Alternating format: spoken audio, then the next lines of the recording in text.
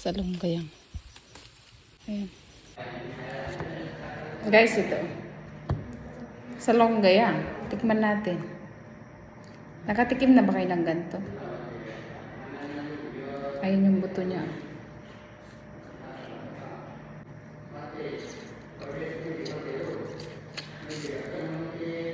Masarap siya, guys.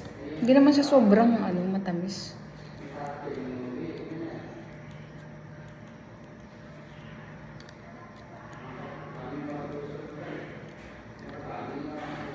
Buto lang yung kinakain dito.